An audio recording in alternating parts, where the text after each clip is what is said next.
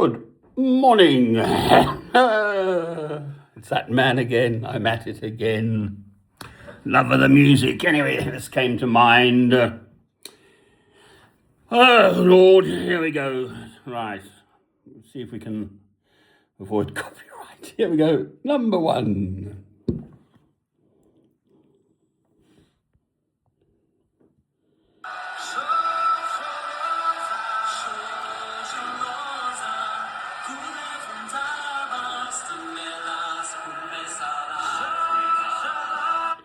Right, that's number one.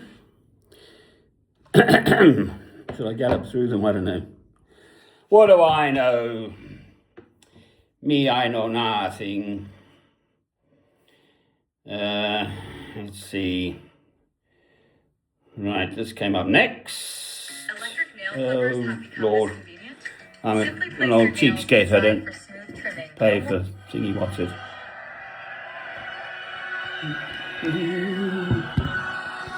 Anyway, that must be known, mustn't it? Galloping. Galloping. It won't be easy.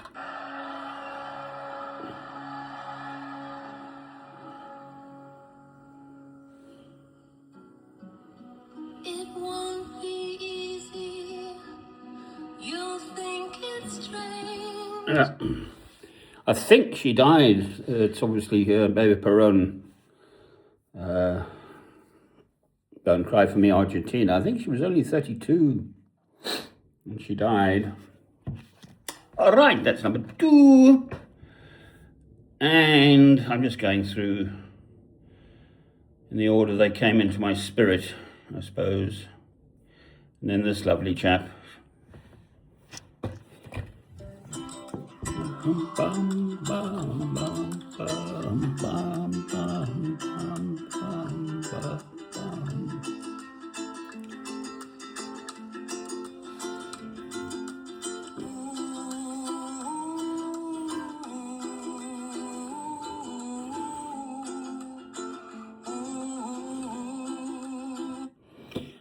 Somewhere over the rainbow, that's is.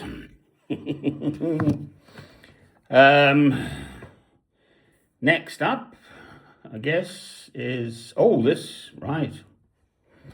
Now, this is a bit of energy. These lads.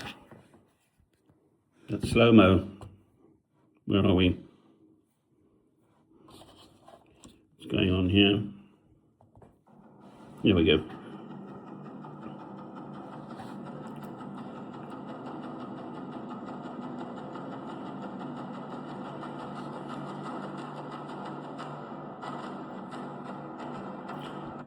The Japanese, obviously, apparently those drums start off as 3 tons of wood, and they carve them and they dry them out for 5 years and all sorts of stuff. So just the energy in that.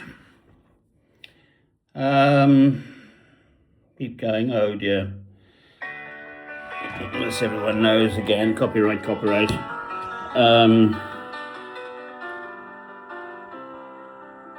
Sunday's hymns.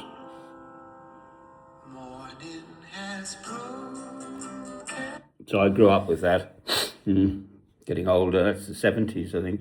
He's got a very distinctive voice. He's Greek, isn't he? Cat Stevens, I think. Yusuf Islam he became. He converted to being a Muslim. And then Passam. Why isn't it pronounced Passam? With Crimond, 23. Wallopy. Come on, wake up.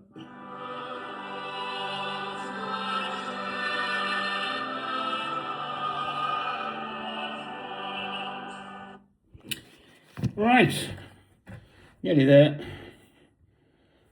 And, oops, she came up. I love her. She's not the most famous, but Isabel Bailey singing, of course. Handles, Messiah. Come on, girl.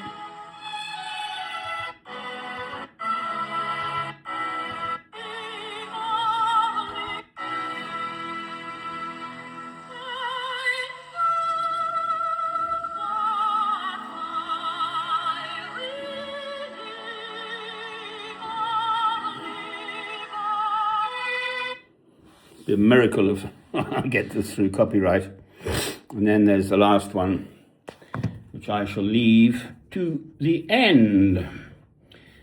So, music, beauty, and stuff. If you eat butter daily, Just this got to is get what rid of the happens ads. to your Sorry. eyes. Take a look at these two retina I'm an old scans. cheapskate. I don't pay for my YouTube. So, music, me the food of love, play on. Well, life goes on.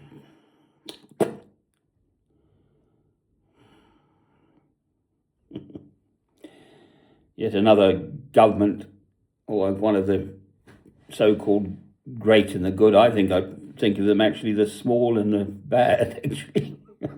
Anyway, he found actually his knickers were up, but I mean, it's just not an edifying view to see a lord or someone, Mandelson, in his underwear with a grown woman. I mean, come on, we all do it. Potter around in your underwear with your beloved. There's absolutely nothing wrong with it at all. This blasted fellow Epstein seems to have known virtually everyone. I see the Queen Mother of Norway stayed at his place or something, man. Everyone. He seems to have just inveigled his way into just about any kind of, I don't know. Mandelson apparently was communicating with him whilst he was in government and receiving payments. Am I right with that? I don't know. I mean, that is distinctly naughty. So there's the world. We don't hear much about the Gaza Strip now. Gets pushed off the news. They're dying. The Rafah crossing in the south into Egypt, heavily restricted. Why in heaven's name can't they just get on with their lives as human beings in the place where they are from, where their ancestors are from, etc., etc., etc., the Palestinians? Long before the current set of Israelis turned up, yes, God promised the Holy Land to his chosen people, the Jews, way back, thank you, with Abraham and the covenants 2,000 years before Christ and so on. But there's been lots of stuff since then. And lo and behold, in my YouTube feed, turns up Encyclopedia Britannica, which we had a copy of, those great big books, 24 volumes of them, and plus the index, I think. Now you can just look it up on Google, but they call it Palestinia, that area of the Eastern Mediterranean. It's been that far longer than anything else. In Roman times,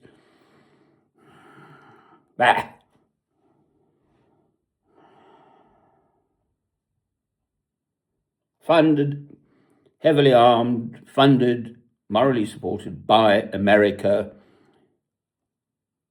a genocide going on now, crimes against humanity, ethnic cleansing. They're just trying to get rid of them. Where did I read somewhere?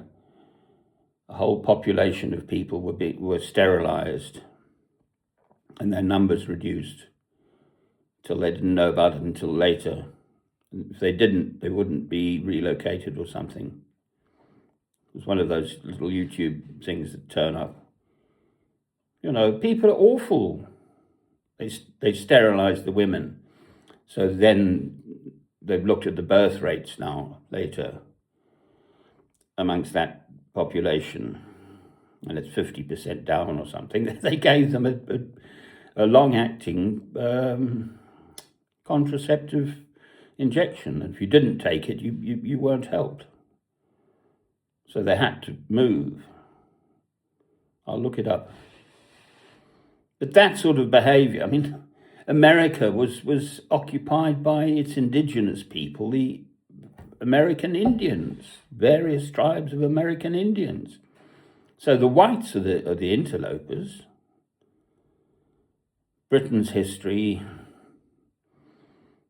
does actually go back pretty much, we're interspersed with various other invading lots, the Romans, and, from then onwards, and then the Norse lot came in, and the Vikings and the Saxons were there, and then the French turned up in 1066 and so on. There's sort of an indigenous population in Britain. Irish, of course, came across Iona 580 AD, St. Columba, I think. There's that song, "What we need is a great big melting pot. Big enough to take the world and all it's got, and we'll all be coffee-coloured people then." I think DNA now can be traced back to sort of relatively few, the whole world's population almost. Perhaps the different pockets, but huge swathes of the whole world's population are traceable back to just a few individuals. As ever, I am a Christian. I love God through Christ. I'm having this discussion with an old friend of mine who has suggested to me the Bible is untrue. Well, I've just written back saying, well, therefore the subsequent 2,000 years of human history must be untrue as well. Much of it deeply influenced by Christ. So, sorry, all he's done is he says the Bible's untrue. So I look it up. It's a lot of it you can document. Some, for instance, Moses, I looked up, is not a verifiable, historically, archaeologically, whatever figure. We only know about him through the Bible, through the writings in the Torah, the first 5 books.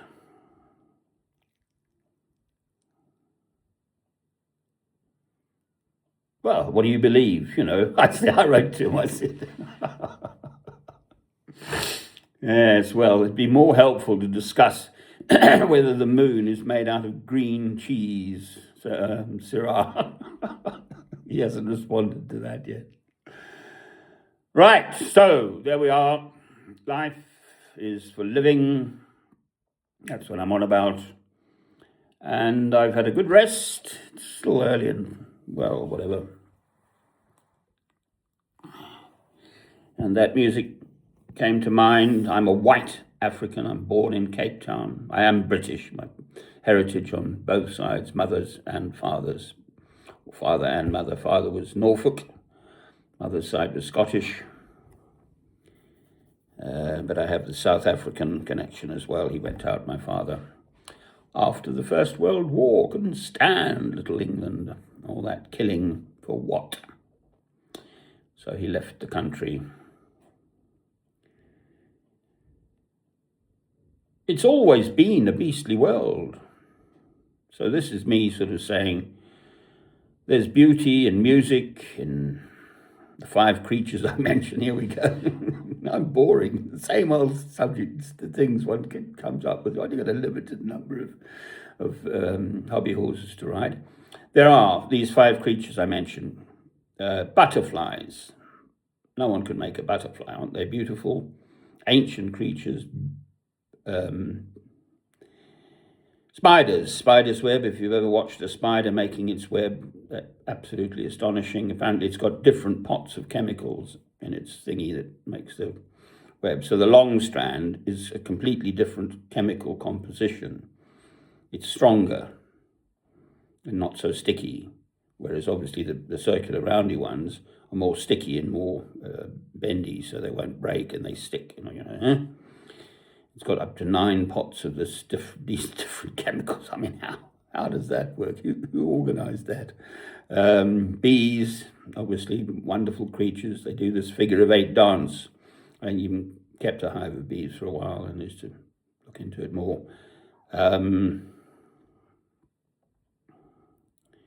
To point where the pollen is, so they go off, find it, come back to the hive and tell the other chaps, come this way.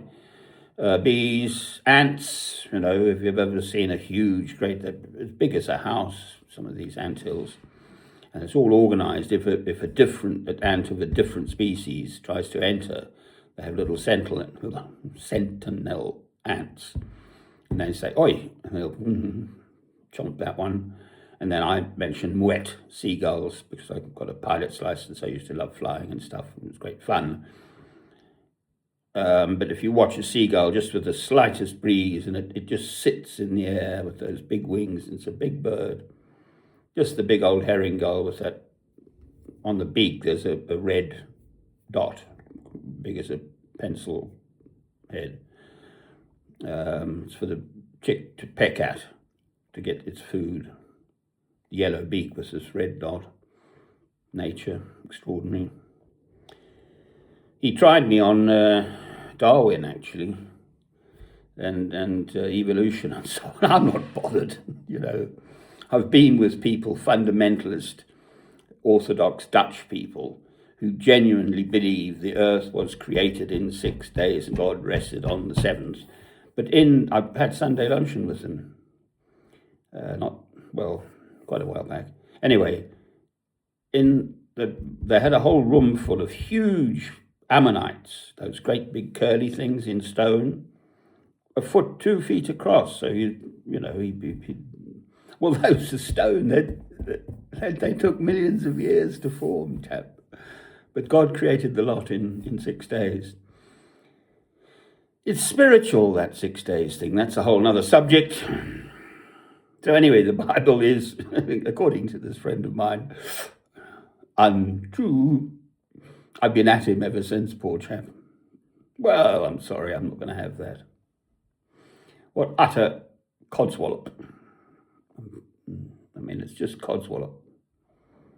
Yes, of course, there's biblical study and was this, that, and you got that wrong, and the words mean completely different things, and the translations and how it actually arrived. And as far as I'm concerned, especially the Gospels, Matthew, Mark, Luke, and John were absolutely inspired by the Holy Spirit. However they were written down, or I think my understanding is a lot of it was sort of verbal tradition in those days, and they weren't written down until quite a bit later, after Christ had died and so on. My knowledge on all these subjects as ever is scanty, but I know enough to know that I believe. I don't have to know, did Uzziah kill the Midianites, or I don't know.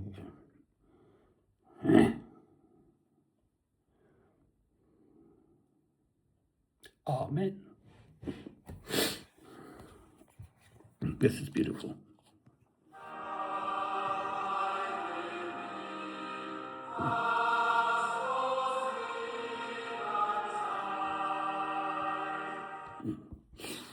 Cheerio. And the last thing, the most important thing, there is a light shining in my Christian broadcasting place, the light of Christ shining in this dark world. And it's getting darker. I am deeply blessed in this faith. I have a rock solid faith. There's a whole story behind me, obviously. I've lived a life. I'm nearly 70. I'm actually only 69, but whatever. A broken marriage with a child, Robert Francis, my son, who committed suicide and stuff, of which I've spoken elsewhere. I know my Redeemer liveth. That's the bottom line now. Here and now, today, Tuesday, the 3rd, is it? Yeah, 3rd of February. You've got to concentrate to say, you tend to say February if you don't concentrate, but it's February. I might make a newsreader yet. Cheerio! Light, the light of Christ shining in the darkness, that's the point.